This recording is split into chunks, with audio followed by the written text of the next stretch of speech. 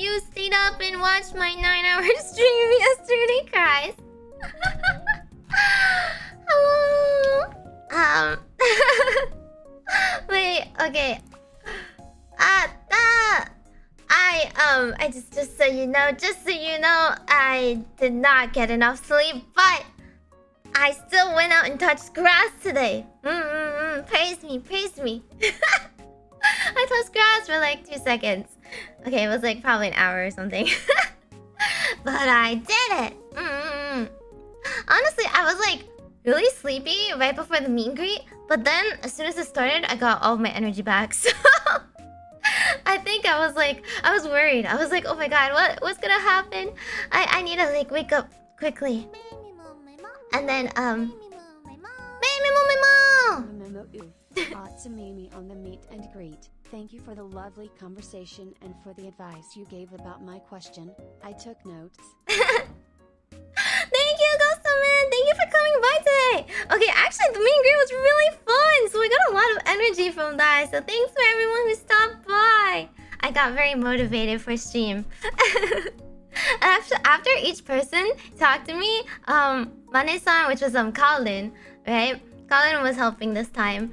For me, anyway. She was like, wow, that was a nice person.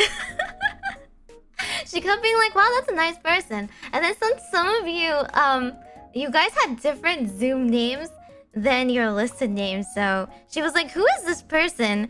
And then like, I don't know like how much time on the timer to give them, right? So she's like, why don't you like take this person and ask them? So maybe she was a little bit late for the timer for some people because she was like, she wasn't quite sure. But yeah, Colin actually was like, I'll give you a timer and it'll ding and stuff. But you don't have to cut yourself off. You don't have to stop the conversation. You can like still talk and stuff like that if you're like still chatting. And I was like, oh, that's so nice. Especially because some people I was trying to make sure like, oh, can you hear me? Can you see me full screen and stuff? So that was really fun. I hope we do another one sometime. Probably like winter, right? I feel like this was the summer one, so I'll probably do a winter one maybe. Slept and woke up to see you still streaming yesterday. I know! People that literally went to sleep and woke up are like, maybe it's 4 AM? And I'm like, I didn't realize. Okay, it was low-key. It was because like, I wanted to get a good game of StarCraft. I wanted to be like, yeah, this is my comeback game. But all of them were just so mid. I was like, I have to admit it. I'm kind of a mid player right now. I don't know if it was that fun to watch. Maybe it was like, it's just like me gaming as usual, them being like, not enough pylons. Please construct additional pylons. Not enough supply depots. I'm like, I got it, sassy announcer AI voice. Unironically though, I realized maybe for people who don't really care that much about StarCraft, actually like League is a little bit more interesting to listen to me play just because I get jump scared a lot more in League. So what I've realized in StarCraft is like I'm just like casually frustrated, but mostly frustrated myself, right? I'm like, oh, I'm behind build. What do I have to make next? I don't remember. What should I do? And then I just see my army die. I'm like, okay, goodbye, I guess. But League, I'm just like la la la la, chilling. Warwick. So I play them very, very differently. Yeah, okay, Mane-san thought you were all really good noodles. She said, also Meimi. Everybody was so nice. You did a good job today. It was cute. Colin was also in bed too. When she was showing me like how Zoom worked. She was in bed. She was very cute. I was counting pylons in my sleep. I swear. I built all the pylons. I did. There were so many pylons. There were more pylons than there were like units at the end of the game. Okay. It was really easy to keep playing though, so I just kept like pressing next. I guess because like games don't go very long in StarCraft, right? Like you got like 20 minutes maximum because like you get stopped at some point. You cap, you supply cap, you gotta go. Just send your army in. That's what you got. What you got is what you got. Can't make any more. Go in. Whereas League, it just goes off for 45 minutes, and you're like every minute of this game is excruciating hell. Well, it's okay. We tried a lot of different games this week, so I don't know if you guys liked it or not. I don't know if it was like, I don't know if they're gonna be really staples, but it was fun that we tried different games. Oh my god. Oh yeah. Sammy! Yeah, surprisingly Wi-Fi is good to watch. Really? Okay. I don't... Okay, is this okay to say? It's fine, right? It's like my phone service, but my phone service always gives me like free Wi-Fi on planes. So it's actually the best. I always actually enjoy my plane rides that way. But I hope you have a good trip. Yeah. Yeah, I definitely mauled a lot more in League. With it like with StarCraft, it's just like frustrated Meimi noises throughout the entire thing. I just wish it was a little bit more balanced for people like me. I'm better than like the basic campaign because it's really boringly easy, but also I'm like not good enough at like all the things they keep throwing at me for the co-op. Yeah, Colin approves. Thumbs up. Yeah, no worries, Sammy. We'll probably have another one sometime in winter, if not like maybe Valentine's Day, February is a good season to have it. What even are pylons? Only pylon I know is a traffic cone. Pylons! Pylons are supply depots. That makes no sense to you either. There's no league term for it, basically. But yeah, imagine you have army and you want to keep making army. And apparently they don't let you make more army until you make more pylons. So you keep getting supply capped. Where is Mystery Ticket? He was going home. Okay, he was calling from the airport. Don't make it seem like I did something to him. He was going home, okay? I pay way too much for Wi-Fi. Really? No, mine's free all the time. Yeah, Supreme Commander if you want macro. No. It's just, that sounds really hard. Is that a different game mode or just a different game? I think Amaya Whispers, she recommended another game, which I think it was on Steam. They Be Billions. I don't know what that is, but it seems like that's another real-time strategy, so I put it on my wish list for now. I'll check later. Hello, Meimi-mu-me-mo. I never got Wi-Fi on a plane before. You should check. You should check just in case you get like free Wi-Fi. Yeah, but anyway, that's just some yapping. We actually don't have a lot of time today because we need to raid into Reina for her birthday live in 2 hours. So today I mostly have people's submissions for weird animal facts. I am also live on Twitch, I believe. I hope it's working anyway. I think it says it's live on my side, so in case you are on Twitch, also you can use that website. I am still not an affiliate yet because they still didn't approve my process. I don't know what they're doing. It said, don't worry about it. It'll take a couple of weeks or days or whatever, so still waiting for that. Still waiting for our celebration. Hopefully we can do karaoke next week. So for those of you who don't know, our official Production Kawaii Twitter usually tweets out our schedule, right? So we actually recently got it changed so that they tweet it a bit earlier now. Honestly, Sora is the one who's doing it. Sora does it, so they make us do our schedules earlier now. So now I can't be late in the TVA gang because I get pinged and I'm like, oh, okay. So I might as well tell you since I had to decide, like, you know, this morning what my schedule is. So my schedule for next week. What am I doing next week? Emotes are too saucy for Twitch. Hi! We'll figure it out. Their billings is also fun? Really? Okay. We'll figure it out. I don't think it even has multiplayer. Just against zombies and units. Oh, okay. As long as it's fun, we can try it once. But I mean, I have a lot of things to try. A lot of games I still have to get through. Yeah, okay, there are still a lot of TVAs. but I managed to fit it in. So to be honest, tomorrow I'm sneaking in a tier 3 for members before the month ends. But it's gonna be pretty late because I have a lot of deadlines that I haven't finished recording for. So I really need to do that on time. Literally like end of the month deadlines. Yeah, I keep being like, I'll do it. Okay, we're recording, so I'm gonna try my best to record it, and then tier 3 we can do some gaming tomorrow. We have to use my board game membership, right, that I paid for.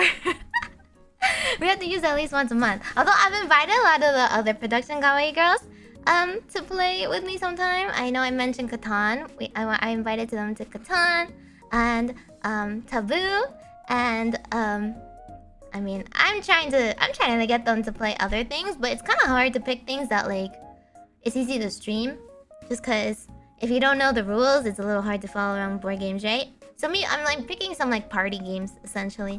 Party games that are easier to follow along and understand. But I think they'll be fine. Yeah, it's a pretty late stream for tomorrow. On Tuesday, I was invited to a Yu-Gi-Oh collab with Nova again from V Reverie and 2 girls from Glitch Stars EN, which I'm so late to the game. I just realized was like an agency and just realized it was like a Yu-Gi-Oh agency. So it's with Mirabelle and Leia Asimov from Glitch Stars. They primarily stream on Twitch, I believe, and they play a lot of Yu-Gi-Oh. So Nova invited me and 2 of them and said we're gonna try a new format of Yu-Gi-Oh together. We're gonna be trying like not on Master Duel essentially. So I'm gonna have to like look that up and study a little bit to see if I know how to play it. Yeah, Duologue's own agency or what? Like, apparently you don't have to play Yu-Gi-Oh, but like everyone who knows him like knows Yu-Gi-Oh. Like I still have not watched him. So I guess I should start watching more Yu-Gi-Oh gameplay to learn a little bit better. I kind of know what I know based on Master Duel alone, but I want to branch out a little bit more to the TCG game. So we're gonna practice a little bit and try that game style on Tuesday. Leia? Oh, okay. Yeah, I like just followed them. I didn't know they existed. I was literally like mind blown. Like, what? She had like some sort of Yu-Gi-Oh tournament she was holding for her celebration, her partner celebration or whatever. I'm like, that's insane. That's so smart. I want a Yu-Gi-Oh tournament. That sounds so fun. So I can't commentate on them. I would just be watching like people's decks and being like, cool. Yeah. Like, I don't know what you're doing. But he sure is setting up something. Yeah. Am I officially a Yu-Gi-Oh VTuber now? I'm with the gang now. I mean, there's a limited amount of us, so I guess so. Once a week is good enough, right? Yeah. The custom Meimi card? Okay, would you guys buy it if I made card sleeves? Cause like, I really want card sleeves. That sounds so cool. I went and bought Nova's card sleeves. I have her deck box already. But the card sleeves are from a different company. So I bought her card sleeves and I bought Leora's card sleeves as well. And I'm just like waiting for them to come. And of course, because I bought their card sleeves, I bought more cards. I bought more cards. I'll show you sometime in hand cam, okay? When they come, I'll sleeve them and show you guys. Yeah. You guys will want some? Okay. I feel like I could sell like, you know, small packs. It doesn't have to be like a full 50. I don't know. I don't know if Nane-san would be okay with that. Because if I had to get a full 50, I would have to like ask for another company who does card sleeves regularly to get them. Which might be a little difficult, right? Because I'm kind of small and new and all. And I don't really have a TCG fan base that's all like, oh, yes, we want the Meiji-me magical ones. But, but like, I could sell like a couple. Just like 4 of them, right? And then you can just put like, you can put other things in there. You can put like the production kawaii trading cards in there. Please, booth, please print and ship them soon. And you can put in like other like idol trading cards, postcards, stuff like that. You can put them in there too. They're just card sleeves. It'll be kind of fun. I don't play TCG despite loving deck building video games. Oh, I understand you, because I also started with deck building video games. Play Slay the Spire and Star Realms and Dominion and what else is there? Tanto Kuar. I don't know if that counts. I want to play Inscription still. Ah! Okay, but see, this week is packed, which is why I can't fit extra games in there. Anyway, so that was Tuesday. Wednesday, I'm gonna do an actual archived karaoke. Let's do an actual archived summer karaoke. I will research ahead of time what won't get me stricken off of YouTube. And let's sing together. Let's sing some stuff together and go to the beach each and all the other fun stuff. Probably less English songs, not gonna lie. The safest stuff is like random J-pop that's like really popular. That's why you see like a lot of VTubers, they sing the same J-pop songs ever because they're free to sing. Permissions, we. Yeah. I can't math, so I'm an Xyz for sure. someone make me a Meimi card. That'd be so cute. Yeah, we're gonna redo the collab with Yuno on Thursday because we didn't get a chance last time. So this time we're gonna actually do it this time. Hope, pray, no more emergencies. On Yuno's side, we're gonna go shopping with her. And then finally, something exciting to announce. On Friday, we're having a Ephemira members only. Pretty much that means everybody but Lethe.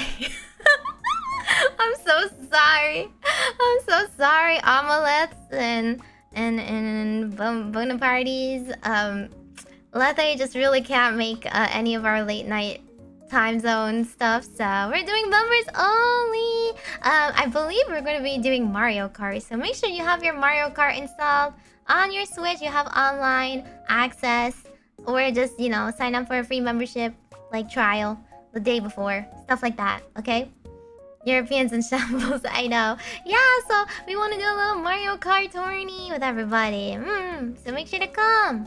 We were talking about it a few weeks ago, and we finally chose a date that we could do all together. So make sure to show up, okay? Okay. Yeah, not toxic Mario Kart. It'll be fun, Mario Kart, for sure. Deck Builder's Library Arena. Yeah, I actually have that one on my wish list, but I think I was told it just is not fun to like stream is the problem. But it might be fun to just play on my own, right? Catch me cheering on the stands. Yeah, I'm gonna be 12th place. It's okay. Surely one of you guys will take pity on me and wait by the finish line. Just kidding. Please don't do that. It's just so embarrassing. Give me the bullet bill, okay? Just let me go through with the bullet bill. Yeah, tier 2 and above for members gaming. All of us have a basic membership is just emotes. You're EU gang now? Oh no. Oh no. It's gonna be at 8 p.m. EST. So you gotta do the conversions 8 p.m. EST to whatever. It's still gonna go on for a little bit. Nano has to show up an hour late actually. So it has to go on at least 2 hours. Arena can be fun. Bring in the sleeper agents. Maybe. Every time I play any kind of roguelike, I'm just like, oh, the cult following is here. I wish that was the case for some of the smaller games I play, though. 8 a.m. gang? Oh, boy. 3 a.m.? Hey, that's nothing. 3 a.m.? That's when I stop streaming. That's when I eat dinner. Anyway, so that's a quick overview of my week for next week. Actually, I was gonna think of something on Sunday. But I don't think I confirmed what I was gonna do on Sunday. I only needed to go through like Saturday for schedule for the for the Japanese schedule, so I didn't fill it in yet. But anyway, alrighty. Good luck with work, guys. So for listening today, hello, I have your submissions. So we're gonna go through your submissions of weird animal facts. Or just interesting animal facts. You know, a lot of people didn't actually give me weird ones. A lot of people gave me really good ones. I was like, okay, cool. And then I thought it would be fun to look up different like shorts on YouTube that may or may not like explain that. If I couldn't find like the exact fact explained, I tried to find the animal still. And a couple of them I couldn't really find stuff, so we're just gonna like YouTube it right now, you know, at the end of things. But hopefully, if there's a YouTube short, my fingers crossed, my hope is that YouTube will not strike me for this. Right, Neil? Right, Neil? It's just a short. It's literally like, that's 1 minute of content, please. I'm not stealing anything. They're losing like, what, 5 cents for me playing it once on my stream? You make no money off of these things, so... And I'm watching it. I'm giving them like that 1 cent contribution. Hopefully, if I can at least show it in shorts format, I think it'd be kind of interesting. Do you guys have any favorite animals? You can just look at favorite animals afterwards if we have time. Meimi-mu-me-mo, hello! Wait, Fugu can only be served or cut by chefs who got training and license. From the licensed chef, is it only death caused by eating fugu or amateurs? I feel that, yeah. Like, you actually never hear of anybody like dying from like eating mushrooms unless they just mistook it. But there's a lot of them that look really, really similar to other thingies. Unless we know jellyfish, right? Jellyfish, that's what you meant. I'm sorry, I read it like as fungi in my head for some reason. Let's see. But that's like, it was a really... Oh, the blowfish! Yeah! Okay, never mind. Blowfish, not jellyfish. Blowfish is also very poisonous. Okay, random sidetrack, but blowfish poison was used in Apothecary Diaries, which is a really, really good series. I read the manga for it. It was pretty interesting how prevalent like blowfish poison was used back then, I guess. Okay, these facts better be good. Oh boy. Okay, well, let's not start off with the disgusting ones then. I did have a fairly disgusting one in mind. Actually, I mean, okay, these are the ones you guys submitted. We're going over Morrow submissions first. So let me show those. You only had 2 disgusting ones. Chupacabra, that's not a real animal. That one doesn't count. Okay, I have some listed. Okay, let's do a not disgusting one first. Oh god, actually some of these are really disgusting. I'm remembering now. Okay, let's do a not disgusting one, okay? Okay, some of them are just like... They're disgusting because of... just the fact that the animal kingdom is wild. It's just crazy. It's a little weird looking. Okay. This one's kind of cute, I believe. Okay, let's start off with a cute one. This one's pretty cute. It's about wombats. Okay, so the point of it is we are going to look over viewer submissions as just a fact and see if it is true or not. If I can find a video proving it or not. The very first fact is about wombats. Wombats. We don't have any Australians here. I feel like it's a really bad time zone conversion right now, so they can't confirm. But the fact was wombats will twerk on predators' heads to defend themselves. Also, side note, they poop square poops. Yeah, wombats smell bad? Okay, well, to be fair, most animals smell kind of bad. That's what your name meant? Oh, do you mean Majokko Meimi? Yeah, Meimi is my name. Majokko just means little witch. Okay, let me show you. Bam! I found this video of wombats. They crush foxes with their butts.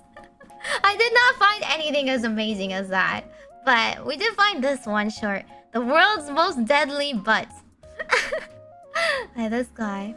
is the most dangerous animal in the world. It's capable of crushing an enemy's skull with its butt. This animal is known as the wombat. When a predator, like a dog, attacks, the wombat flees into its burrow and blocks the opening with its rear end. Seeing the exposed butt, the dog thinks it has cornered the wombat. But when the dog sticks its head into the burrow's small gap to grab it, the wombat uses its powerful butt to crush the dog, hence twerking the predator to death. Now, what's an even more funny way to die? What? I just the imagery though, the illustration. Hang on, look. I need it. This is the most dangerous Sir. animal in the world. I need you to move to just this part. It's capable of crushing an can't. enemy's skull with its butt. This You animal can't, like, is skip known as ahead the much. wombat. When a predator, Alrighty, like a dog, fine. attacks, Fine, we'll watch it again. I just want to show into its you burrow this and part. blocks the opening with its rear end. The butt. The exposed butt, the dog thinks it has cornered the wombat. But when the dog sticks its head into the burrow's small gap to grab it, the wombat This part. Very accurate, you know, depiction. Like one-on-one, basically. Super realistic, you know. National Geographic is calling right now. Twerk it, son. Yeah, apparently this is true. An fact true about wombats. The reason they poop squared is because the bone in its butt. Maybe I can find that. I actually found a different one about wombats, but yeah, they're just too thick. Their butt. They're the anaconda. It's about this song. Nicki Minaj is singing just for him. Right? Someone just had to draw this. Like, they couldn't catch it on camera, I guess. No inside, like, wombat burrow cam. So they make their burrows just big enough so that they can stick their butt out, but also, like, they have a bit of room to twerk. Work it for free. Okay, there's this one also. This wombat can twerk. This woman was hiking when something unbelievable happened. She stopped briefly for a quick water break when a wild wombat approached her and decided to get a better look at what she was holding. Oh, hello, puppy. After a detailed inspection of the woman, the wombat immediately took interest in her hiking pole and decided it would be the perfect tool for getting a good scratch. See, like, now that he did this, now that I know what I know, I'm just like, I will say the are you wombat sure? seemed a little Are you sure confused, this was an and I think innocent he little was scratch? He was putting on a show.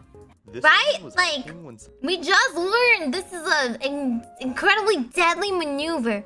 A 5-head move to, like, destroy predators. Maybe he saw it as a threat. Maybe he was like, that pole needs to go. Yeah. Well, no. The pole was the enemy, okay? He was saving the woman. The woman was holding something that looked very strong and straight and tall, and well, maybe it was a snake. Who knows, right? It wants to destroy it with its butt. It's flexing its guns on the pole. Yeah, exactly. But it was on camera. He was on camera, so it's true. Maybe he was just trying to steal the show. Was the volume okay? Can you hear the videos okay? All the shorts have like different volumes, obviously, so I was looking at the wombat videos. I was like, wow, this one. This one though. It's good? Okay. Good. Wombats are so cute though, aren't they? Like, I love how like it came towards her and then she was immediately like, hello, pupper. Like small animal, fuzzy, looks harmless, pupper. It's amazing how like the human brain does that, right? Pupper. Little butt scratcher. Exactly. She didn't realize her life was saved just now by that wombat. He caught it on camera. Brave hero wombat. Show that pole what's up. That's how they get you. You never expect the butt attack. Pretty much. He's just a pupper though. Alright, that was the wombat fact. But you don't want me to look up wombat poop on stream? You sure? You sure? You positive? Not into animal scat? Alrighty, just remember they apparently poop square. I mean, like, I'm imagining what it actually... Let me look up. Wombat predators.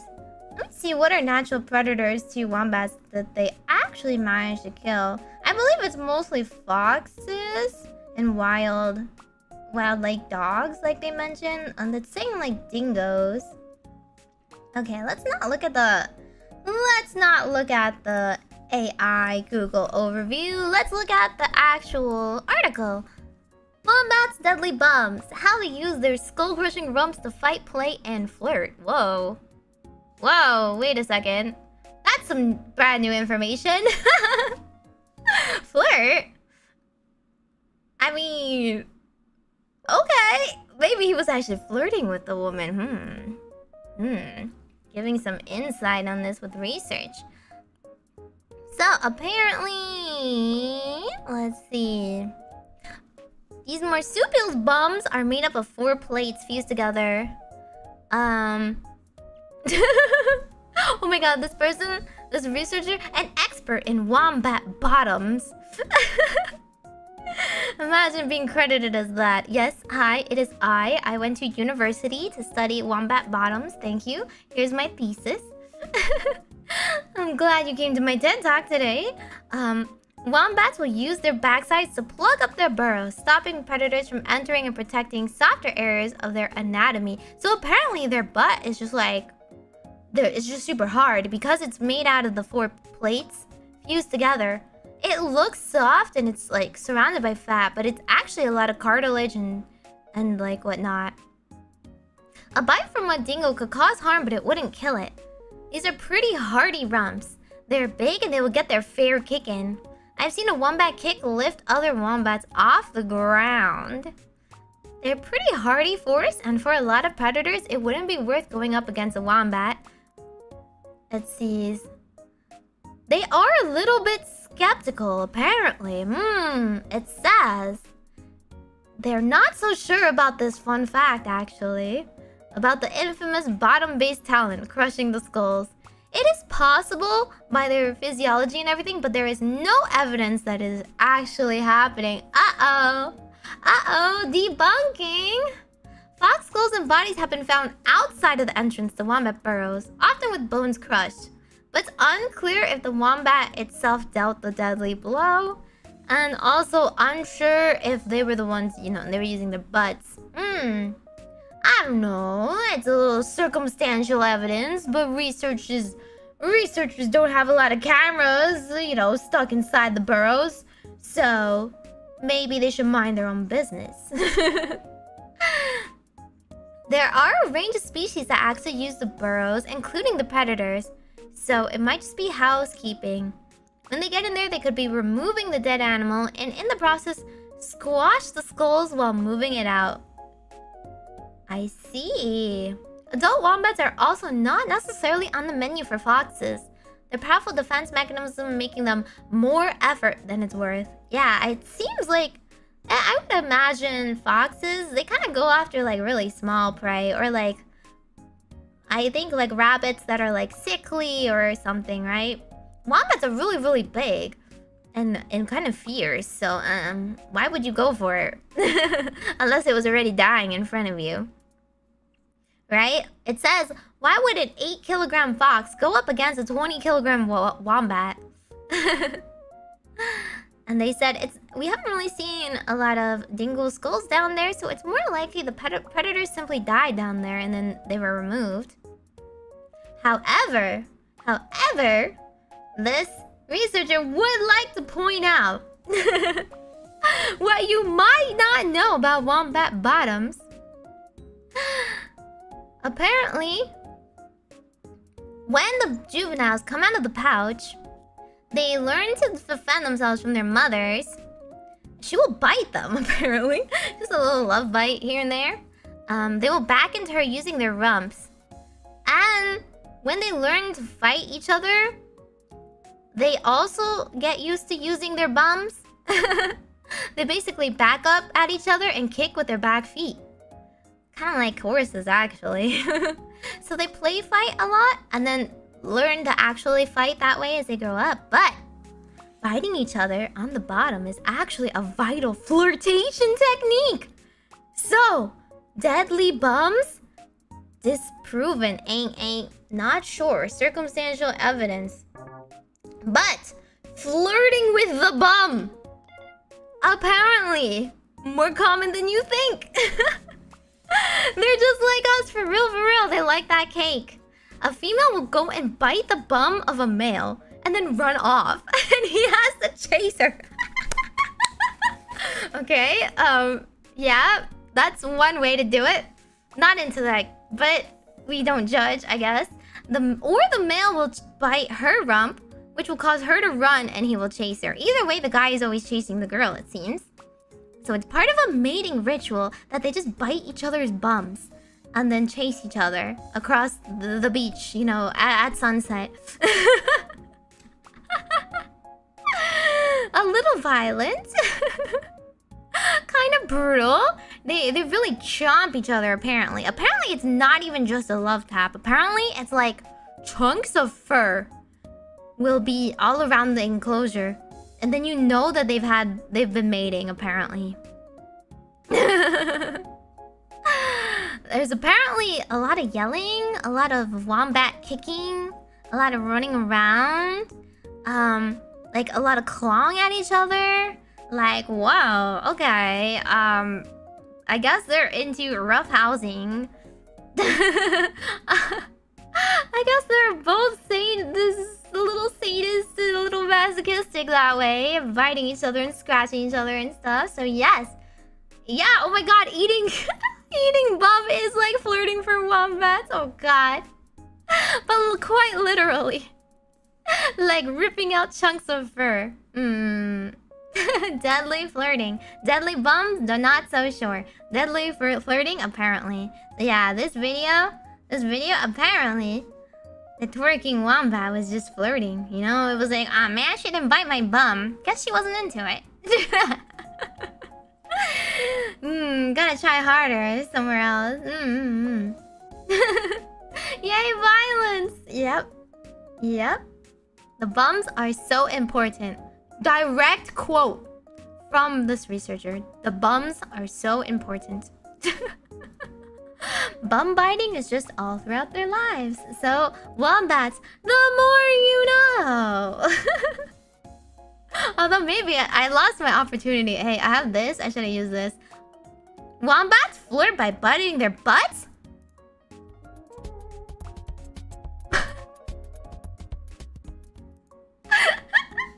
I probably should have used that in time. It's okay, I haven't prepared for next time.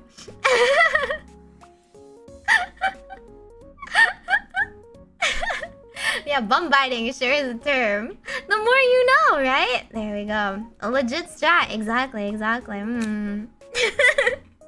Anyway, on to animal fact number 2. Are we going to figure this one out? Let's see. What else isn't too disgusting? Okay. How about orcas? The orca one wasn't too bad. G.I. Joe approves of bum biting? Why though? Let me see. Which one is it? Okay, this one. Apparently, orcas are a natural predator of moose. Now, is this true or not? Let's find out.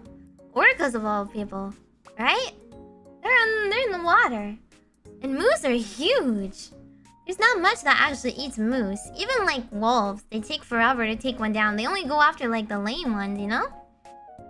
There aren't many predators that would pick a fight with this antlered beast, except the killer whale? Wait, moose are land animals who mostly live in forests, but orcas are sea-dwelling predators. How does this happen? Evidence has been found of moose carcasses in orca stomachs, and the initial theory was that they feasted on dead moose they found drifting in the water. But orcas are fierce predators, and as whales, they can surface in a way fish can't. It's entirely possible that a moose was drinking in the water when a giant carnivorous whale burst out and dragged the moose to a watery grave. Additionally, moose are strong swimmers that have been known to migrate between islands. In the waters off Canada and Alaska, the two populations are closer than in most locations. And if a moose encounters an orca in its natural habitat, the orca will dominate that fight. It might be a rare encounter, but one that would be well worth it for the orca.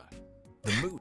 Can Can you imagine being an orca though? Just like minding your own business, looking for some like fish to eat, and then you see a friggin' moose of all things. Like the Canadian ones are huge. Also, so like people from Europe and people from like Canada, you guys need to like do some cultural exchange, because apparently Canadian moose are so much bigger than the ones in Europe. So like the ones in Europe are considered kind of cute. Wait, I'm gonna look this up actually, because I think versus Canadian, because the ones we know from Canada are like freaking scary, right? We all know to be scared of them. Let me see. Moose subspecies. Moose in North America tend to be darker in color around their face and legs than their European cousins. They also tend to weigh more and have larger antlers. Let me see if we have anything else. Do we have anything that's like... Do we have anything else that's like exact sizes? Though, let me see. Northern Hemisphere. Ouse is a scientific name for moose. In Britain, they're known as Eurasian elk. North America as moose. Elk in North America refers to an entirely different animal, sometimes referred to as wapiti. Ooh, okay, so maybe Europeans, they think of moose, and then they're actually thinking of like their elk. Let's see.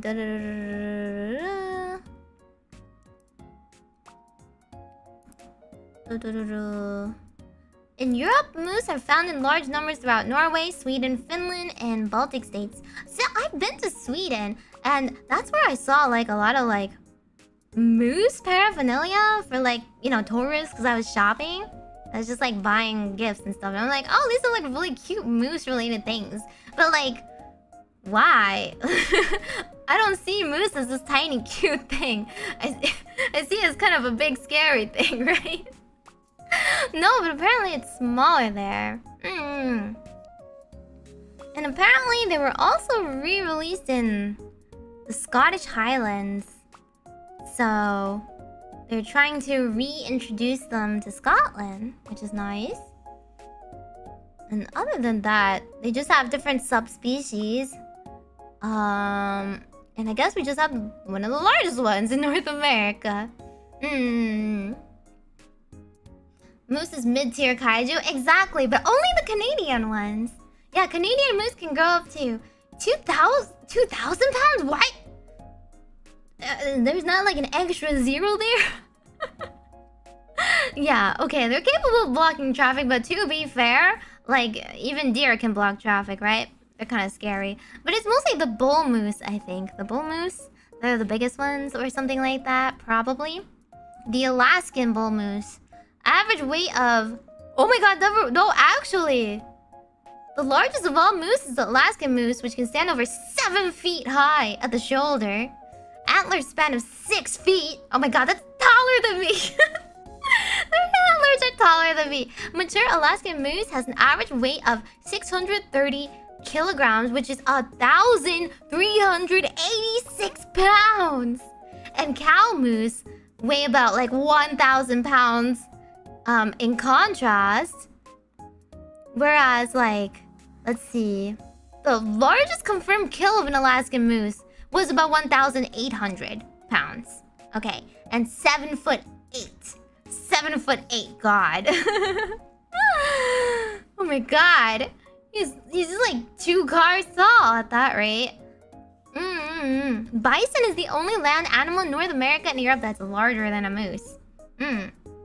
Alaskan bullworm, not that one. Wait, I want to see what the average... Let me look up. Average size of European moose. Moose or Eurasian elk are closer to 5'6" to 6'11", and about 600 to 1,500 pounds. So they're still pretty big. They can still be pretty big, but on the smaller side, like the smallest one's gonna be about 600 pounds, which is still, you know, still quite a lot to run your truck into. Don't do that, but like, Biggest is like 1,500, which is like average for the bigger ones. In like Alaska apparently, right?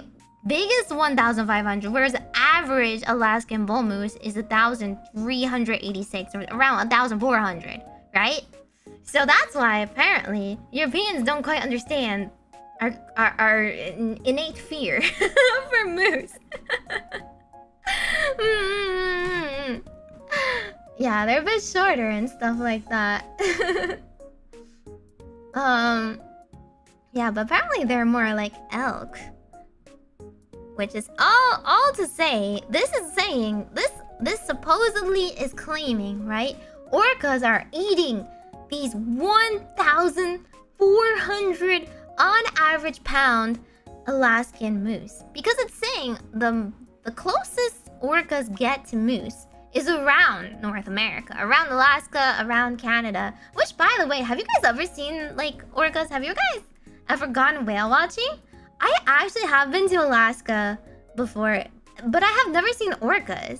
I've seen humpback whales, like when I went whale watching, which was really, really cool. Don't get like, not gonna lie, it was awesome.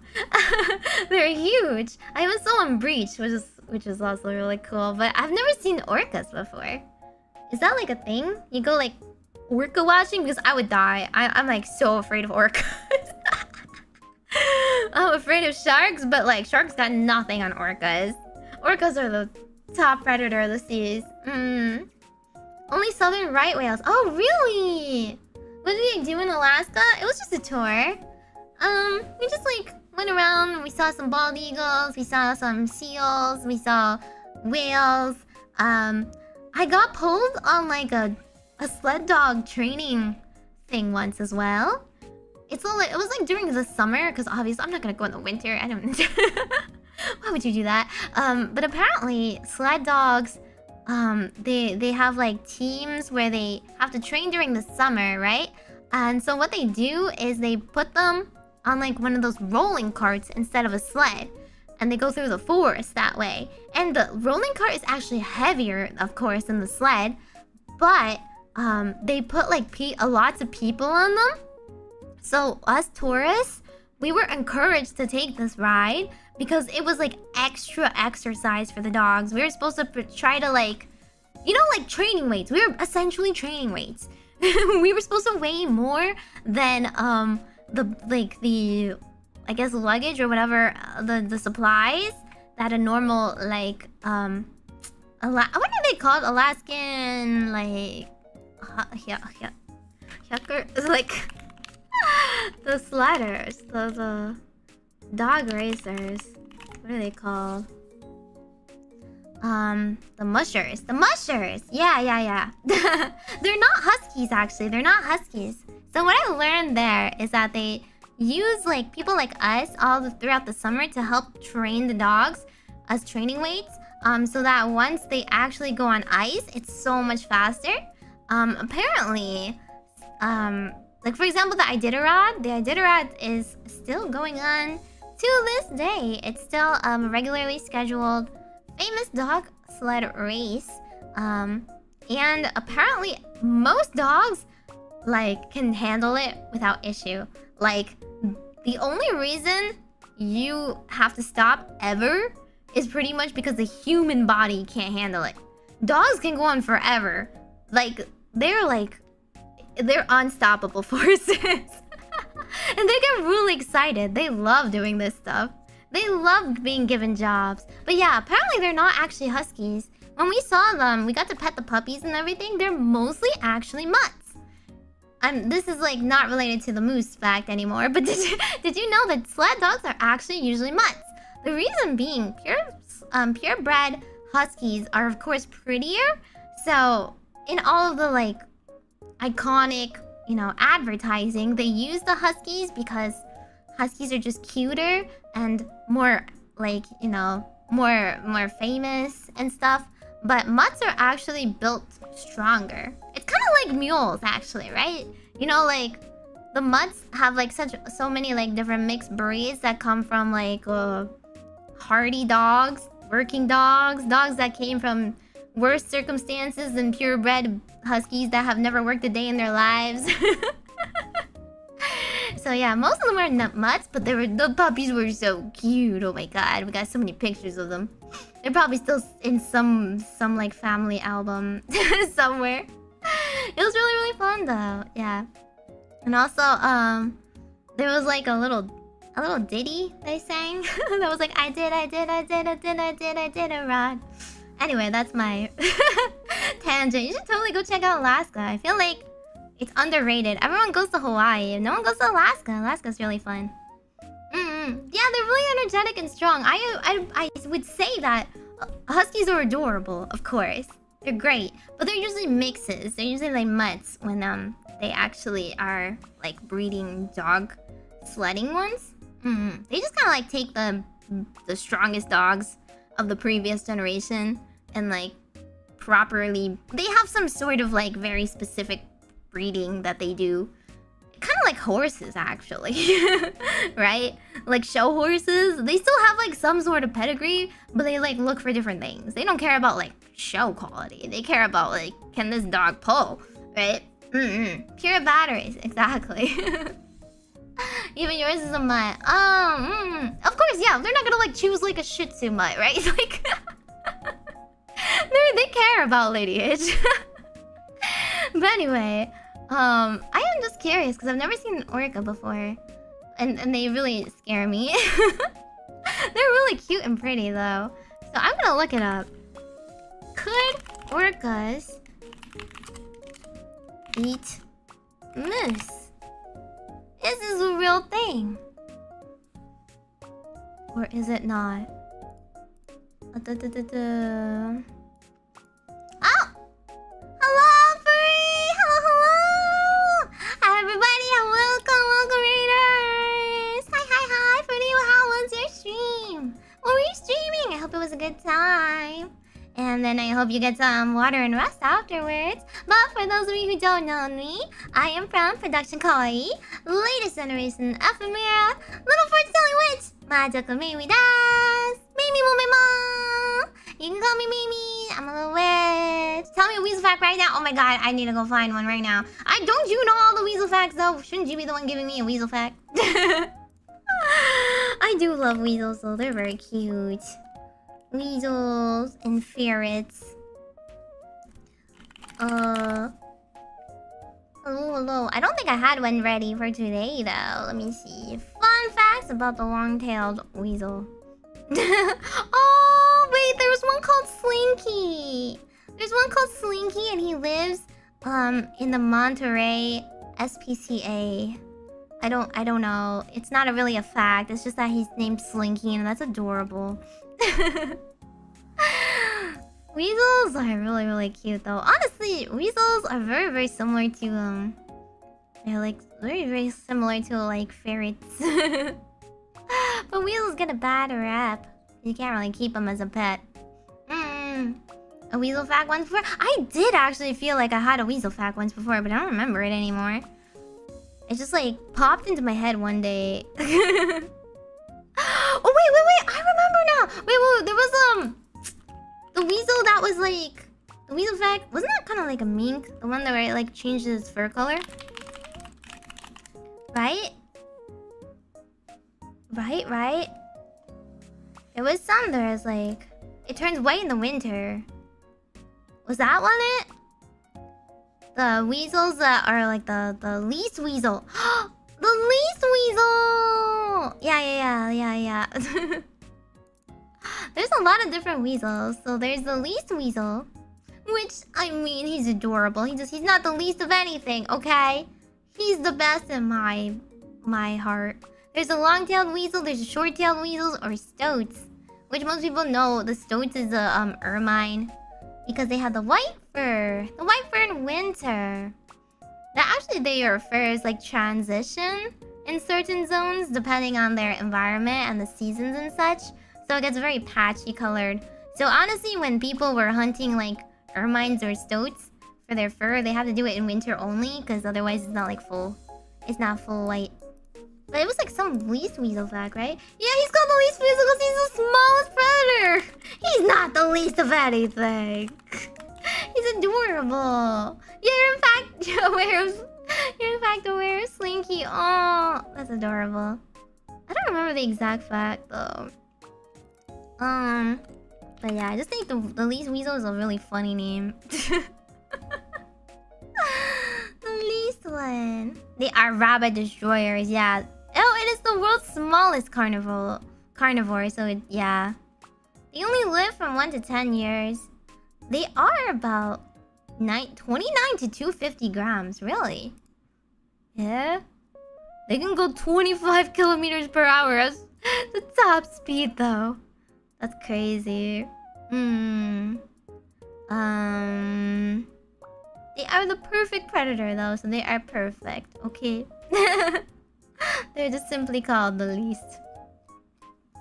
The least weasel apparently has a war dance. Wait, can I find it? Let me try and see if I can find it. Least weasel dance. Oh, wait, there is! Okay, but is there a short version of it? If possible. I don't think so. Okay, hang on. Let me see it real quick. No, this just seems like a... It's just like the zoomies, actually. It's more just the zoomies. Here. It's kind of, Oops.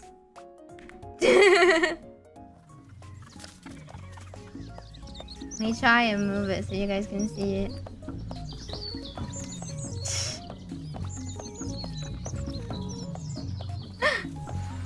These stoats can be found dashing around the English countryside, chasing down He just said their favorite zoomies. foods, Isn't that cute? rabbits. Aren't they so cute? They're so long. When just They're like chasing long doesn't get cat. the job done, You just hold them and then just move creature them. turns to an unexpected superpower. They remind me of prairie dogs. I also love prairie dogs.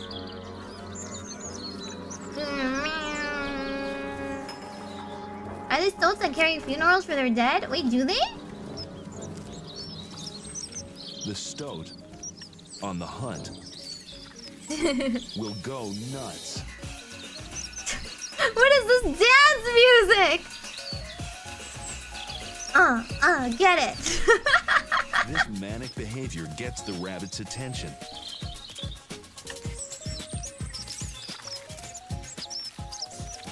Who could ignore a stoat on steroids? Look at him! Look at him doing flips and tricks! That's crazy. That's gonna be footy with 3D, right? Right? This right here. Spinning, The jumping. spinning and jumping. The stoat inches closer and closer. Rabbit is confused. Apparently they do it to confuse the rabbit, so it's working. Transfixed until it's too late. Up. We're gonna cut it off before the rabbit gets mauled on screen. But yeah, it says apparently that it's used to disorientate and confuse their prey. Water dance usually follows play or successful capture of a toy or stolen object, commonly held to mean that the weasel is thoroughly enjoying itself. Wow. It's a little sadistic, I guess, going after the rabbits. Pretty intense, though. There you go. Now you know. The more you know about weasels. They have a little dancey dance. Let me see. Apparently, they also eat the head and brains of their prey first. Isn't that a nice thought to go with your dinner? But apparently some populations, they retain their brown color if it's warm enough. Only in the northern populations do they turn all white and pretty and cute. What is the other fact? The stoats that hold... Do stoats hold funerals? There is a persistent and long-standing belief that in rural areas that stoats conduct funerals for their deceased colleagues. Colleagues. Yeah. The stoat on that 9 to 5, you know? The grind. The stoat with their coffee cup. Oh man, did you hear? Poor old Jimmy. kicked the bucket the other week. Oh man. Yeah, I had to go to his funeral. It was kind of messy. We had to bring the dead remains of him. It was kind of hard getting it back from that hawk, you know. We had to beg a piece here and there, you know, whatever the hawk couldn't finish. And then we had to console the family members. Apparently it says, well, there is no reason to disbelieve people who claim to have seen unusual stoat behavior. It says they haven't really witnessed an actual burial. They saw some sort of activity, such as carrying dead remains of the individual, followed by a lot of other stoats. So it's possible they just misinterpreted it. So, like, for example, they could just be moving dead things because a lot of animals move, like, the dead, so it doesn't... Like, they move it away from their den, so, like, predators don't come back. Or, like, vultures don't come and find them as well and stuff like that, right? Or it's just unsanitary, right? They don't eat dead things. They move the dead thing away from them. They don't bury it, apparently. They just... all the stoats go together in solidarity. Solidarity. So maybe it's not really a funeral procession. Maybe it's just something practical. But apparently it has at least been spotted. So who knows? Maybe stoats do have feelings. Happens to the best of us. I know. They didn't find the stoat priest in the grave yet. Yeah, that's a well-hidden secret in the stoat community. So we're not sure. One day we'll get him in the act. Alrighty. I'm not sure if I can find anything. Let's see. About the moose? It does say that they are kind of picky eaters, so they prefer fish, right? They pretty much never like eating humans because humans just don't taste good, probably. And obviously, we're not really that dumb. We don't swim in that many orca-infested waters. They're pretty like deep. Let's see. Where is the moose facts? Moose. It may not be commonly known that moose actually spend a lot of time in and around water and are pretty good at swimming. They often cross large bodies of water to get better foraging grounds, as this video did show. Moose have, in fact, been known to migrate and swim long distances. And of course, moose tend to live in the north. Places we don't swim in the first place. So, it is possible. It's apparently only, however, been reliably documented twice. The first incident in 1992 in Alaska, involving a pod of 4 killer whales which pursued a pair of swimming moose. They were able to catch and consume the larger moose, but the other one escaped. Ah, so that was actually caught by some person. They actually witnessed, like, the hunting behavior. And it's also been noted in research by killer whale scientists. Several cases where deer and moose swimming between islands on the northwest coast of North America have been caught, killed, and consumed by killer whales. There is even one case where the remains, oh my gosh, the teeth of a pig were recovered from the throat of a stranded killer whale. Wow. Okay. So they're pretty opportunistic, I guess. They see something in the water, they're like gonna hunt it down and get it. But, it's just not that common. They probably think like, oh yay, I'm hungry. Swimming snack. This thing can't really run away from me as fast as a harbor seal or a sea lion, right? Easy snack, but I assume moose are also kind of aware that they should be swimming kind of carefully. At least moose populations haven't really decreased from orcas. Let's be real, if they decrease, they're probably because of humankind. There's one moose that escaped, apparently. Yeah. Yeah. The one that eats mammals. I think, like, honestly, if you were an orca and you saw something swimming, you were like, I'll give it a bite, right? Why not? I'm hungry. It's not like they're gonna be like, oh boy, I'm gonna, like, circle the coast and wait for my next snack of moose. So yeah, apparently this fact is, in fact, kind of possible. Documented before, so it's not a hoax. Alrighty, let me see. I wouldn't say they're natural predators of moose, because orcas in that case are natural predators of all of us. Like, are they natural predators of pigs because they ate pigs once? Are they natural predators of us because they ate us once?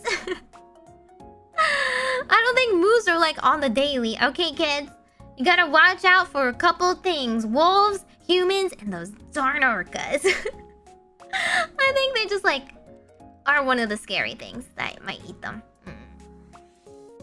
Okay. They're really specific, like the orcas that catch sea lions. Yeah. Definitely. Orcas definitely like are like most animals. They just adapt to whatever is around their surroundings. Similar to this one. So this other fact someone sent in is camels and dromedaries, which I was literally like, what on earth is a dromedary, right? So dromedary animal is apparently, in fact, oh gosh, if it would find it, an Arabian one-humped camel, especially of a light and swift breed trained for riding or racing. What is the difference? Apparently, it's just a subtype. So, camels come in two species. One has two humps, which is the Bactrian camel, and then one has one hump, which is a dromedary or Arabian camel. So, very easy to distinguish one or two humps. So, dromedaries or camels with just one humps, or camels in general, they said, can swim very long distances across the sea, like moose, and drink salt water. And then it has a little addendum. So there's probably at least one shark out there that is aware that camels exist. This is true, though. Well, I've found out it is also very situational. There is one type of camel this points to. Loss, genetic erosion, Oh, and sorry. lack of government support for conservation Again, efforts. needs to Kawaii restart. camels are a unique breed of camels found only in the coastal areas of Gujarat, India. Unlike other camel breeds, Kawaii camels are adapted to survive in both saline and waterlogged regions. They have a remarkable ability to drink salt water and digest it without getting dehydrated, making them an essential resource for the local communities living in these areas. In addition to their role as a source of milk, meat, and transportation, Kawaii camels also play an important cultural and ecological role in the region.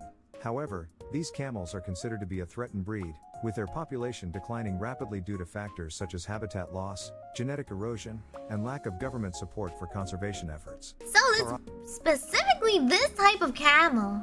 If you look it up, Kawaii camels are the one that is being talked about, and they do indeed have one hump. Oh! Hakuro, thank you so much for gifting 5 memberships! Thank you! Everybody who got a membership, please make sure to thank Hakuro and spam your Meigorb. Enjoy your new emote. Hey, thank you! Maybe cute. Oh, thank you.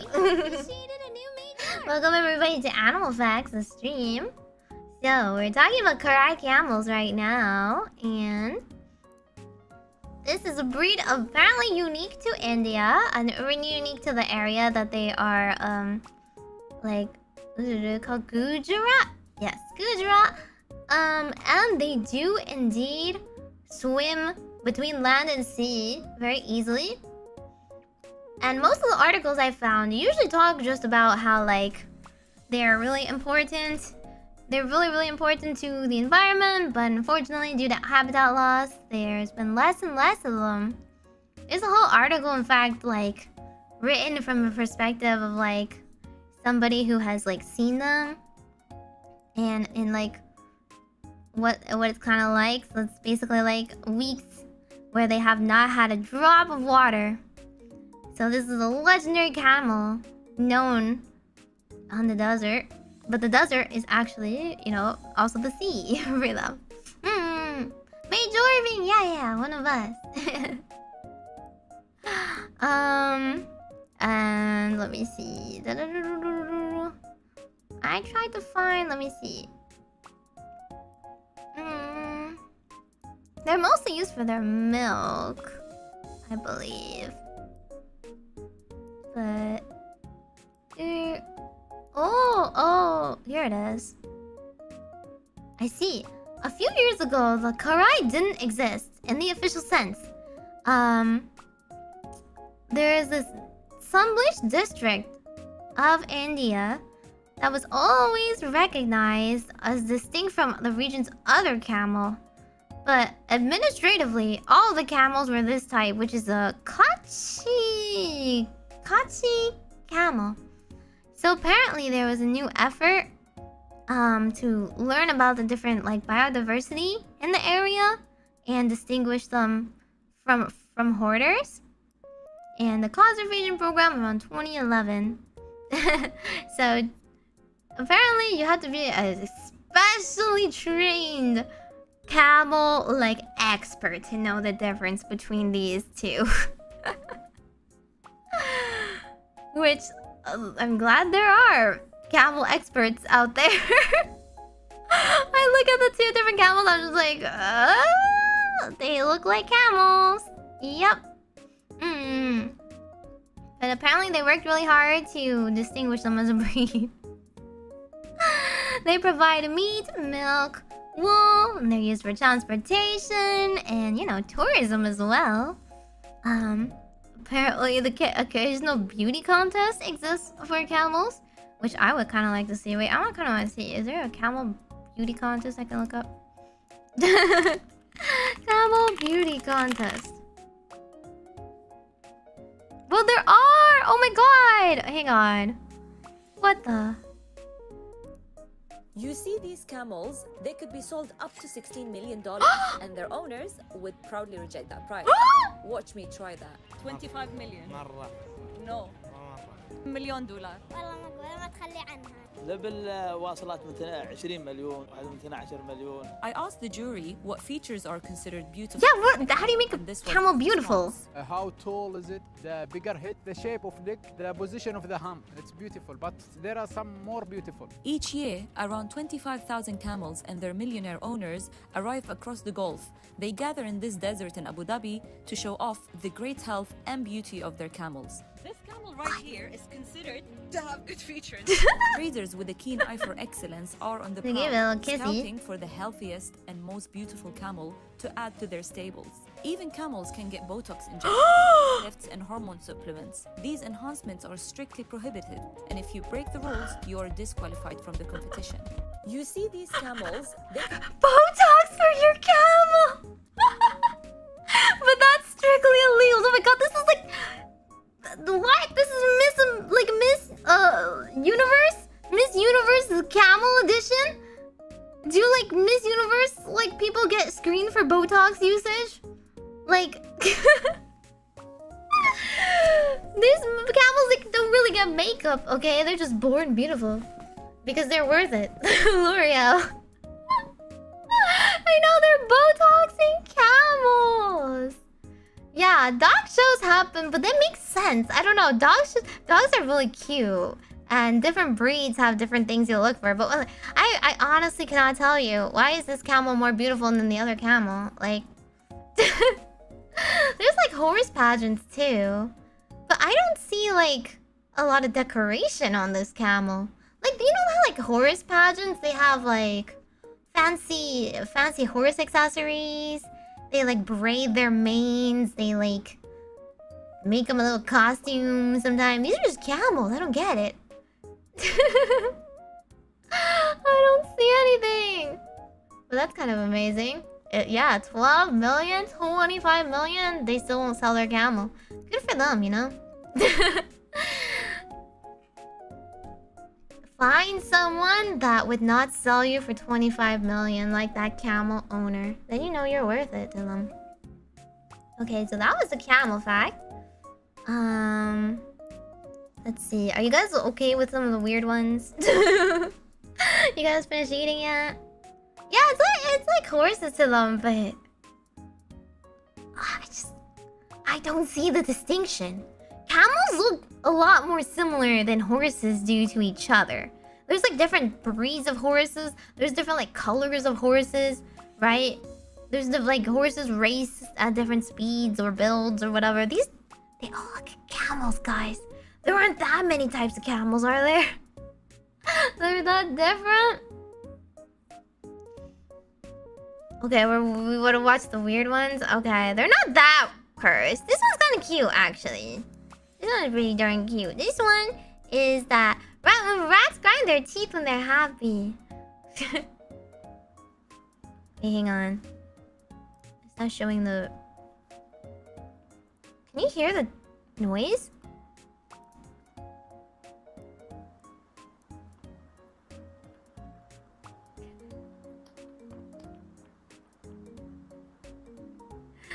There's like a tiny little grindy sound. There's a tiny sound.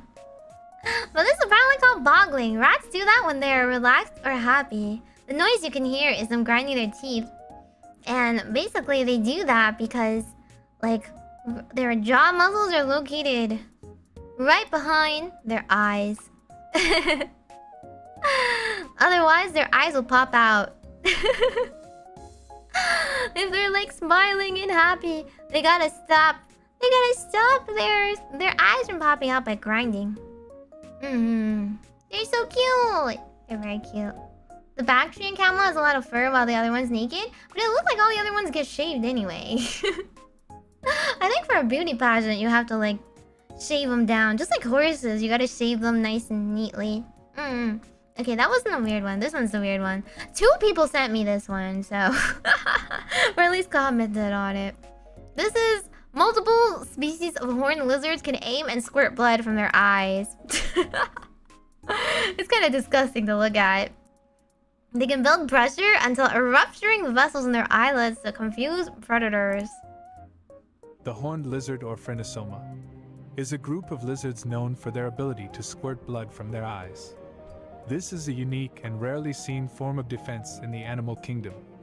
When the horned lizard feels threatened, it can release blood from its circulatory system through specialized channels connected to its eyes. Like, look at that! Blood Oh my god. Out has an unpleasant odor and a bitter taste. Ew, why did you taste it? Confuse its predators. Why did you try The it? fluid is called blood. The fluid expelled is not pure blood. This fluid is more accurately referred to as oxidized blood or blood containing special chemicals.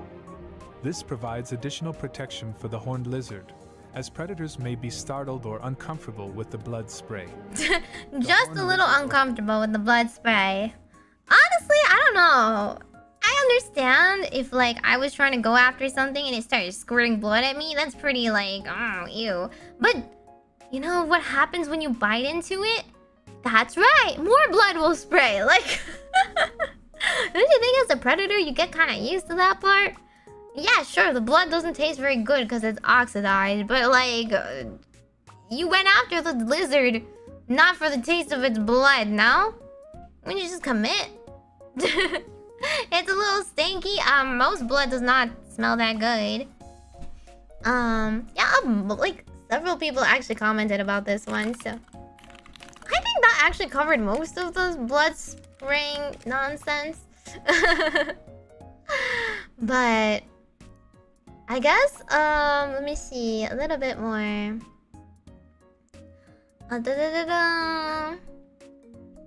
Let's see, this is just the first line of defense is... Their first line of defense is actually camouflage, so yeah, makes sense. Losers are pretty good at that part. If they're detected, they may or may not try to run away.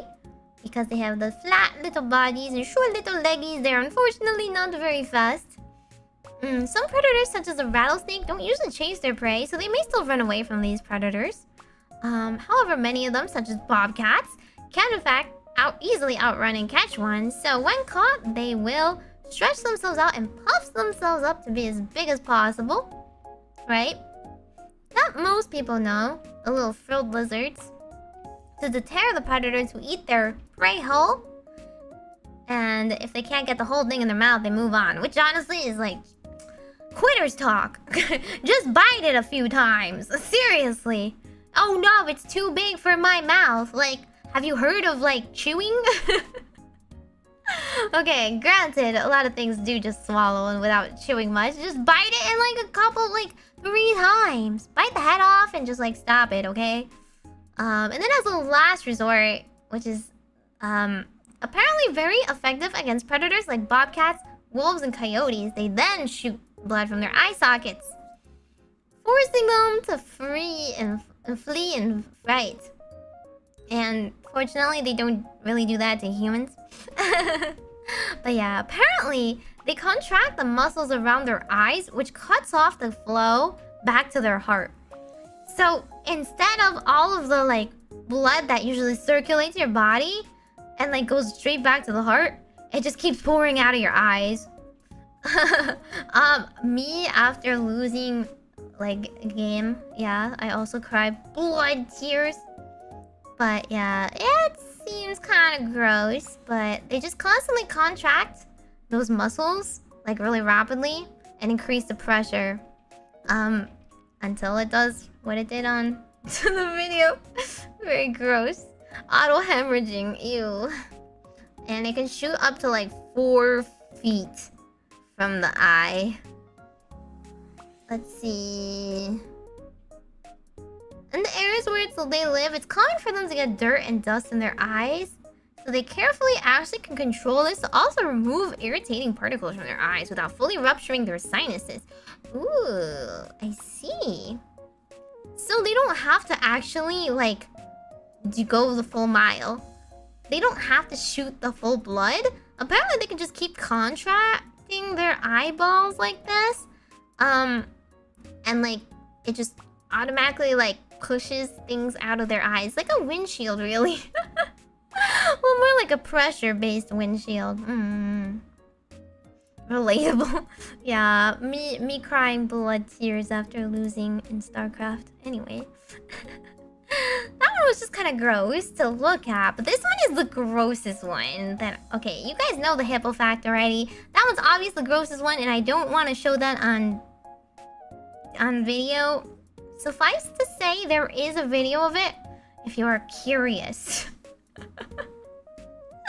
If you are curious, there is a full-size video of it. I don't want to show because it is you know, feces, hippo feces. But I guess for those of you who don't know the famous hippo fact, but yeah, hippos,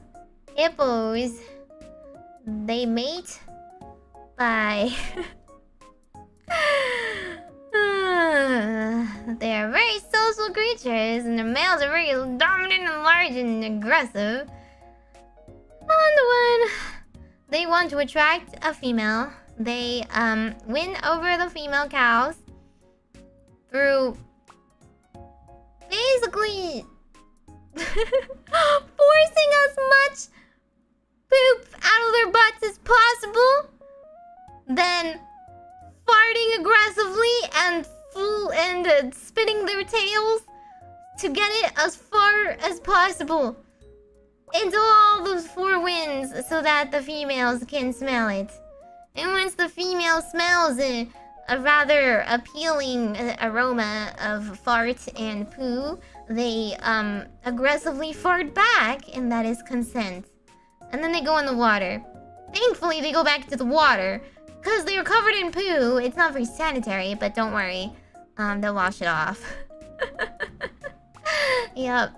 Hey, we have to do it. We have to go over that legendary one. And also the P one, the giraffe P one.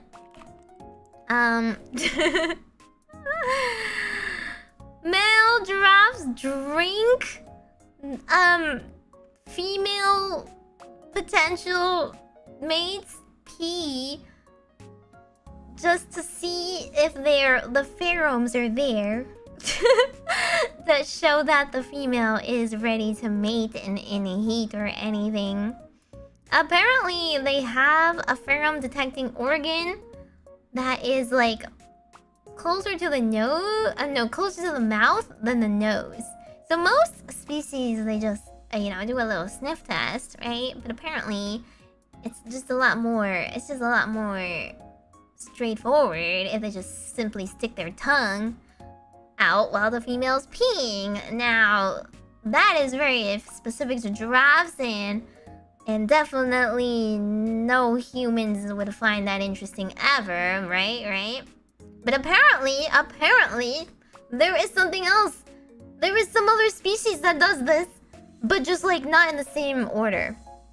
So giraffes do this because they have really long necks, and they can just kind of like bend over when and like do a little lick test when like the female's like peeing, because you know they kind of just pee and poo where they stand. They don't really care about what lands on the ground. But animals like the male gazelles also lick fresh urine on the ground to track if the female's ready to mate. Gazelles are just, you know, when they pee, there's just not a lot of room between the ground and their butt, so the gazelles have to unfortunately lick the ground after she's done. Yeah. And if giraffes are a little bit impatient, the males will actually like nudge that area. So you know, like they'll just like start pushing that area and make them pee a little bit. Just like a little bit, so that if they're fast enough they can get it. Yeah. And then they pretty much like inhale when they have the pee in their mouth. So yeah, go back to your dinner. Go back to your dinner. Yeah. Just a little bit as a treat to see if the female's willing to mate or not. Hey. It's just the animal kingdom, okay? Alrighty, none of them are as gross as this one I'm about to show you. I like want to throw up after seeing this one, but it is what it is. Someone sent it in. Cymothua exicua, aka Latin for a louse. You know, you love where this is going, right? Louse, gross bug, will attach itself to the tongues of fish and feed on the tongue till it decays fully and then becomes the fish's new tongue. Now I wish this one was fake. I wish this wasn't real, but unfortunately for me, I had to witness this, and so you guys have to too. It's so disgusting. So it's a parasitic... It's actually an isopod. Tookie's not here to talk about his isopods, but this is why I don't really like isopods. They're a parasitic isopod that enters the fish through the gills, and once it does, it attaches itself to the tongue. So the female attaches the tongue. Apparently the male attaches it to the gill arches beneath and behind the female. I don't know how they discover this. I don't know how they find male and female louses, but anyway, they sever the blood vessels in the fish's tongue. Like, this is like, that's like hardcore, okay? Straight up sever the blood vessels, causing the tongue to fall out. Like, they just cut it straight off, and then attaches itself to the remaining stub of the tongue. And then the parasite effectively becomes a new tongue that way. So it's just attached forever. And then, extremely gross, it just pretty much adapts by, you know...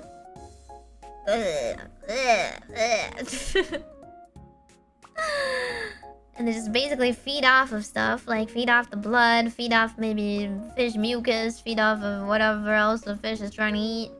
Yeah, okay, so I'm just gonna tell you right now, it looks disgusting. So please look away from the screen if you actively do not want to see what louse in the mouth of a fish looks like. Okay, this is your warning sign, okay? Right now. Right now, it looks really, really gross. Free transport of food? I hate that. I also told you about this other parasite, right? The parasite, the type of like worm that like is in poo, and it takes over like a zombie. It takes over like the buggies that eat the poo. and then the birds come and eat it, and it lives in the bird's like intestines until it gets pooed out.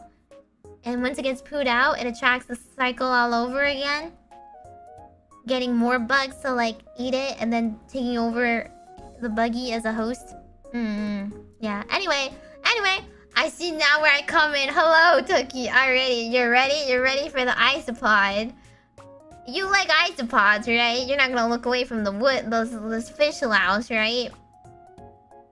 Makes his eyes, snail's eyes pulse like larva. Oh, maybe. There's a couple different parasites. The one I was thinking of, I think it was like pill bugs. I think it took over like roly-polies, and then it just makes it like crawl to the top of a leaf so that the birds can easily see it and eat it. But anyway, not for the faint of heart. Look away right now if you don't like fish. Fish mouth, louse. It looks like this. Okay, I hate it. I hate it so much. I hate it so much. And because it's new tongue. Straight out of the Predator movie, isn't it? Yeah, scary, right? Alien. Almost looks as handsome as you, Steve. I love that last part though. He's like, looks almost as handsome as you. Oh god, already, yeah. It literally looks like a little alien. It's the tongue parasite. Yeah. They make good bait if you remove them with a... Listen, I would never subject any fish to this fate. I don't know if I'm gonna keep staring at it. No, he's not just a little guy. He's not cute. What are you talking about? There's like other ones of this thing. Okay, you can see it's getting taken out, okay? Yeah, it's already recording here. Oh, it's recording, okay. Oh, there you go. See, it's attached to the fish. Gee, I'm surprised the fish can eat without blocking its throat. It's not blocking it actually. So it just... How do you get it off? It just attaches to where the tongue used to be, and then every time the fish feeds, it will just eat whatever the fish eats. Well, it's like a cockroach. Wow. I should have done. So what? If you bring back, what? You've got to find another host. Yeah. It's a type of isopod. Look, it's still alive. Yeah, it's so gross. Okay, anyway, I hate it. I hate its guts. I wish I could forget this fact. I would like to unlearn it, please. You know this one? Oh god. I'm pretty sure I just like read it once and was like, I never visualized it, so it didn't stick in my mind, but it's so gross. Gross. Okay. Anyway. Yeah, they become their tongue. They literally attach themselves. Here, we gotta wash this off with something else. This one's kind of fun. Actually, this video is really funny. So, the fact they sent in was that there was a lot of fish that start as one gender and then they mature. They turn into other ones. This one I knew. So this example that I found was the clownfish. Because this video was really, really funny, okay? He was like, this is my favorite clownfish. Like, dang. I want to be a favorite clownfish of somebody's. Instead, I'm just a clown. Yeah. So this one, people probably already know, but it's just a video that's really funny. This jar is my favorite female clownfish, but it wasn't always a female. This will all make sense. I'm gonna go into my collection of every animal ever and pick up a few more clownfish to help me explain. Okay, so clownfish communities are split up into a hierarchy. The female is at the top, then the alpha male, then the rest of the males. If the female at the top passes away, the alpha male clownfish switches genders and becomes a female clownfish, and every other clownfish moves up one position in the rankings. So all clownfish are born males, and only some at the top of the hierarchy become female. Inside this... Yeah, as it should be. I'm the alpha female. You guys all want to transition to female, right? Just kidding. Don't do it. It hurts. Yeah, yes, queen. Okay, there's a couple other ones that are like, what was it? I think it was the parrotfish, or what was it? The wrasse one was really interesting.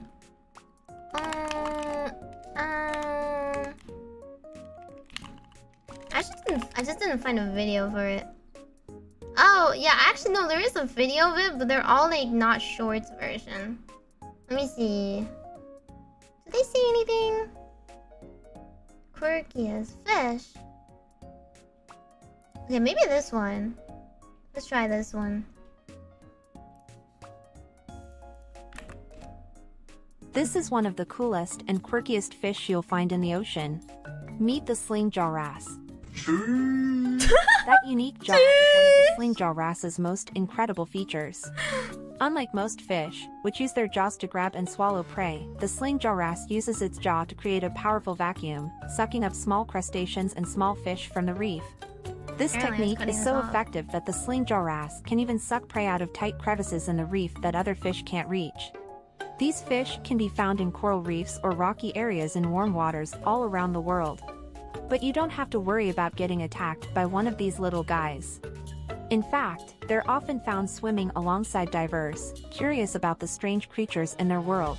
This is one. Aw, that was just like a cute little thing. It wasn't really about the different ones, but I like the sheesh. Okay, maybe this one.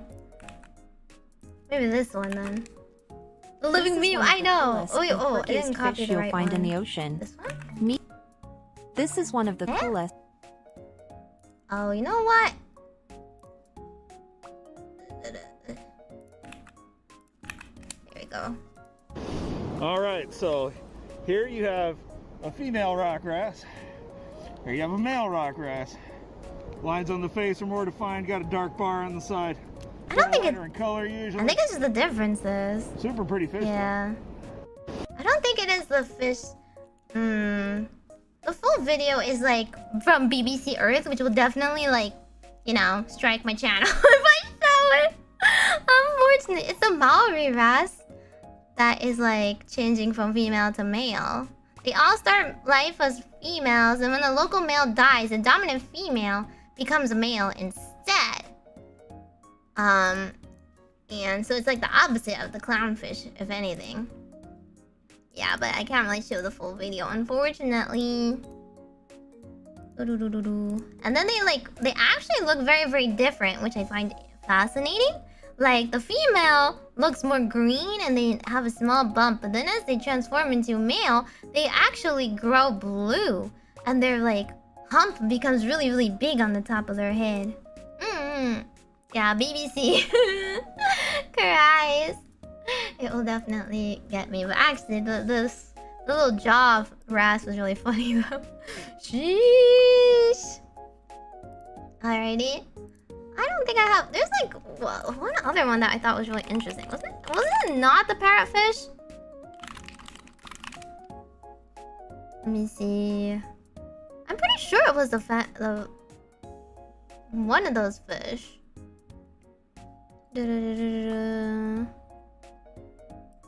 Okay, yeah, it was the parrotfish. The parrotfish. Believed to be. Okay, here. Almost all parrotfish start out their lives as female. Some are born male, known as primary males, but this is quite rare in most species. Instead, juvenile females often form schools for the first few years of their lives, getting an education. Good job! And then, until they're fully grown and mature. At this point, the largest female undergoes a sex change and becomes a secondary male. Why though? I'm actually... What? Really? Just like randomly? There's no like reason for it? Parrotfish reproduce by spawning aggregations where males and females gather in groups to release their eggs and sperm into the water. Those eggs then become fertilized into tiny larvae and carried to new reefs. Reason most males are secondary compared to primary is that when a secondary male is created, he becomes the one responsible for fertilizing the eggs of his old school, which has effectively become his own personal harem. Yeah, I mean, it's not really fun. It's just eggs. It's just spraying over eggs, I guess. However, the sex change is also reversible, and those secondary males may literally turn back into females. Interesting. So it just happens when there's just a lack of males, I guess. Right? And they're also sexually dimorphic, which means they do look very different from each other. Which I always find fascinating.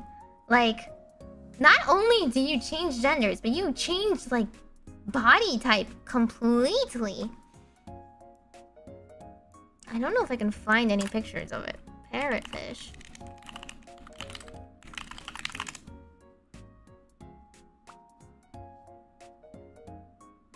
Not really.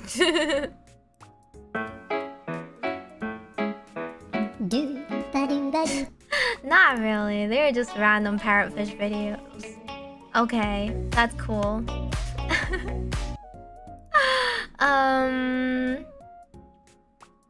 Apparently they're very, very hard to classify. The ones I'm talking about, the ones that have like a lot of like different patterns.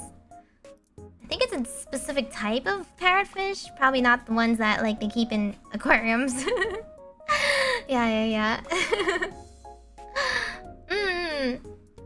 The other ones are California sheephead. Oh, yeah.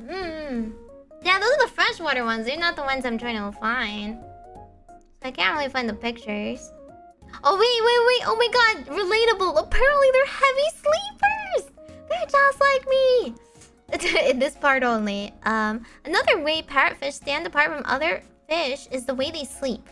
They're unusually heavy sleepers for a fish, capable of going for 10 hours uninterrupted. 10 hours? Them's baby numbers, okay? 10 hours is like, you deserve a medal, okay?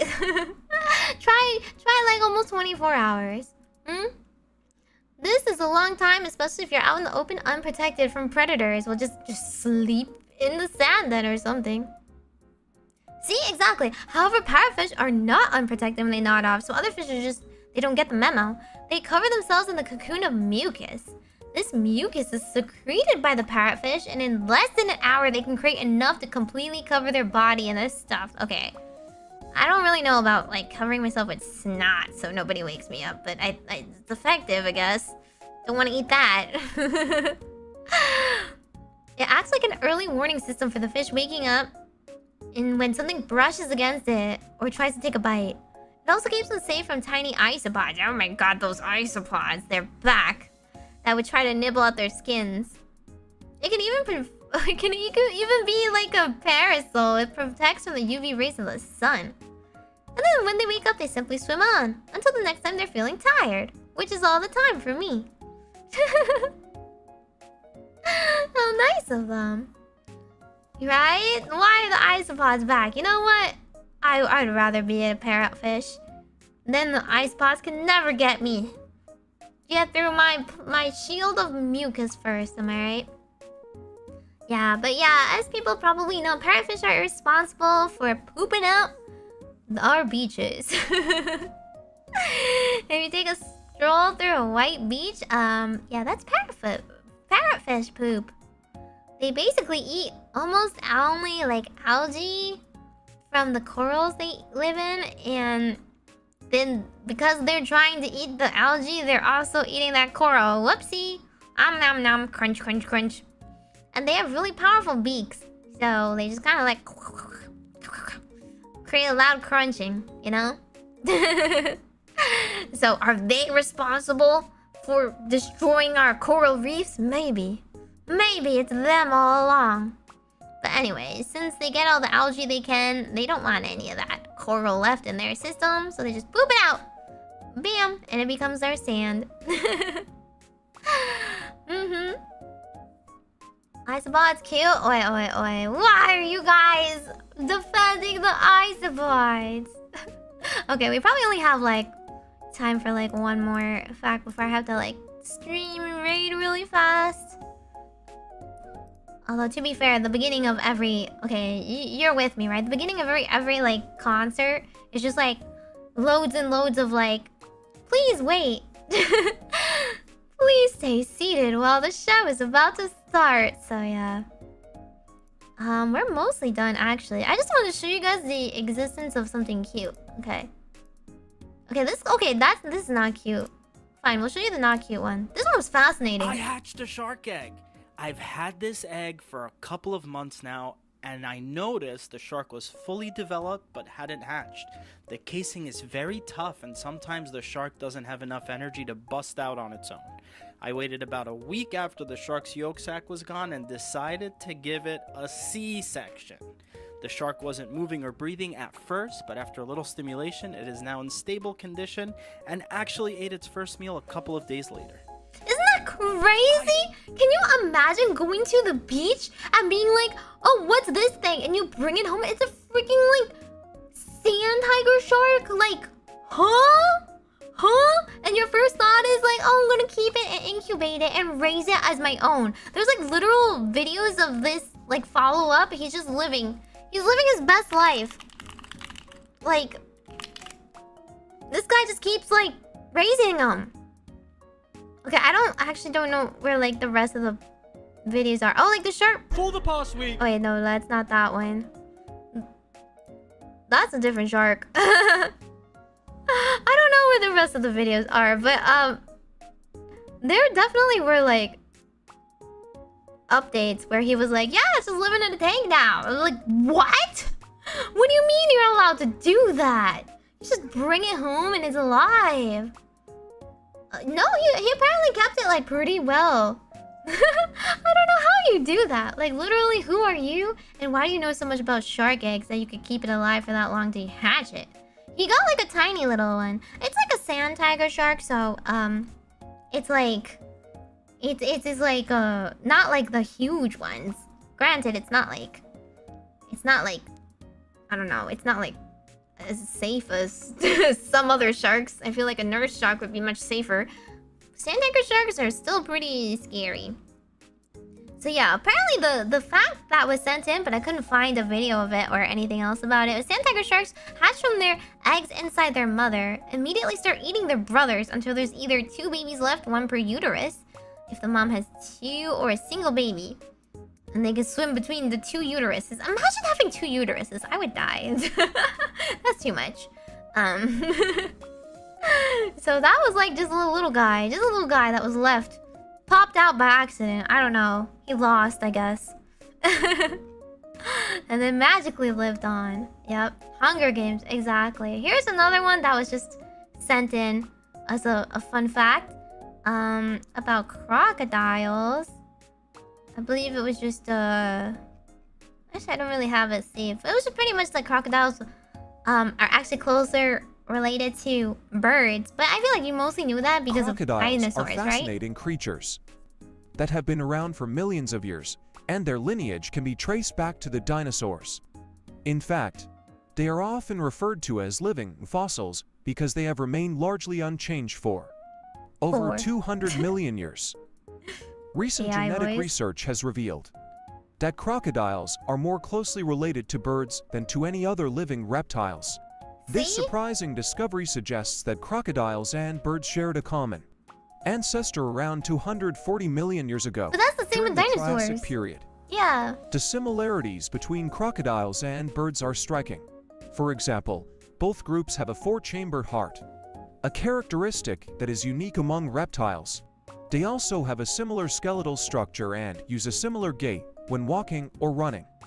Crocodiles. Yeah. So they're just pretty much more closely related to like dinosaurs. They're pretty much from the prehistoric era where they were more like birds than any other lizards. But I mean, I feel like family trees and such, it just means at some point they all like morphed and mutated and evolved in like similar looking ways, but like functionally speaking, they're just not that similar to lizards. I mean, they really aren't similar to lizards, right? Other than being a reptile. They do look so head empty.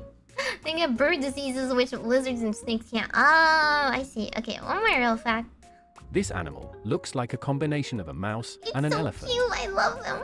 This is the elephant shrew. The elephant shrew! Also known as the jumping shrew. It's a small insectivorous mammal from the family Macrocelidae, native to Africa, growing up around 10 to 30 centimeters and weighing up around 50 to 500 grams. Look at that licky! Look at the Their name tongue! comes from the resemblance Look their long noses and the trunk of an elephant.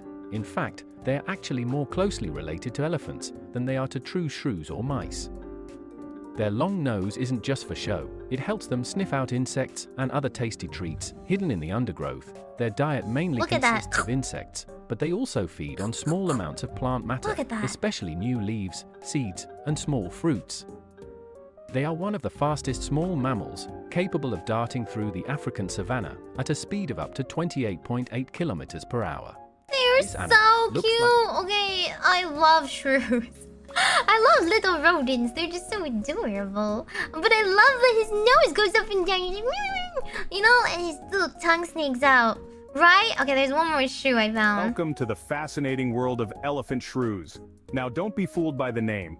These tiny creatures are not shrews at all. In fact, they're more closely related to, you guessed it, elephants. But like, what are they? What do you elephant say? shrews are fiercely territorial. Any Look at intruder that! daring to Look at invade the their yawn! peace is met with a swift and decisive eviction. But they aren't all about the fight. Though they might look like your average rodent, these creatures are anything but. They're not mice or gerbils, but a unique species with long, flexible snouts perfect for hunting insects. Welcome to the fascinating world of... Like, I love them when they go like, ah! They scram, like, ah! I want to hear what they sound like. I want to hear some shrew screeching. I don't know what to call them, because they still look like shrews. And I get that they're not shrews, but they look like shrews, and I like shrews. I like other types of shrews, they're cute.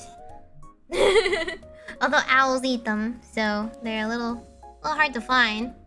Elephants have voices big and small. This is a tiny one, the elephant of all shrews.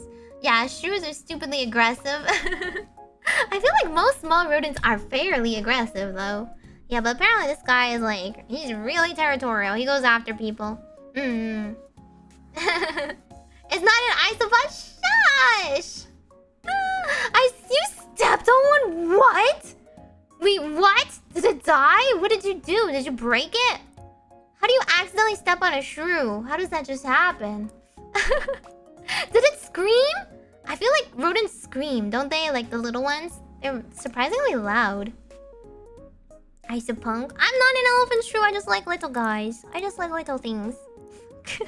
I needed you all to be aware of its existence, okay? That's the fact. They're tiny and their nose dangle and they're very cute and silly. Did it make a crunch? Or a splash? You know, like, ee! Right? Ee! Are you cutting the raid close? She hasn't started yet. I have it set on my side. On Twitch, I'll choose who to raid later. Like a squeaky toy? Squeak, squeak! Oh my god! Squeak, squeak! That's crazy. Alrighty. That's the end for animal videos and animal facts for today. That's like pretty much every fact I had anyway, so hope you guys enjoyed it. Quick 2 hours of animal facts. The more you know. Not all of them were very cursed. Actually, a lot of people sent really wholesome, silly things in. So thank you everybody who sent in a fun animal fact. Thank you for all who thought it was a fun stream too. Thanks for stopping by. Thanks for stopping by. I'll see you guys on Tuesday if you're not a tier 3 member. Okay? I gotta record. Okay? Please watch out for my schedule. I'll post that soon. No hippo poop. I did talk about the hippo poop. I just didn't show it. Okay? Okay? We didn't send a fun one. They're all fun. They're all fun. If I didn't get to it, it's just probably like it was hard to find a video or show it in time, okay? I was just messing around. You didn't actually step on one? Okay, I'm just... I mean, people roll over squirrels all the time on the road. Yeah. Thanks for stopping by. Meimi-mu-me-mo. Out. What's a Meimi? I will not step on you. I know some people enjoy that, and I don't want to risk it. Okay, bye-bye. Wait, Rena started, right? I just want to make sure I'm rating you guys into the correct thing. Right? Rena's concert, please. Is right. It's on. It's alive. Okay, yeah, it is. Okay. If you're on Twitch, please go watch it right now. It's on right now. My senpai, original member of Production Kawaii, 3D concert birthday. She's amazing at singing and dancing. Go right now, okay? Bye bye.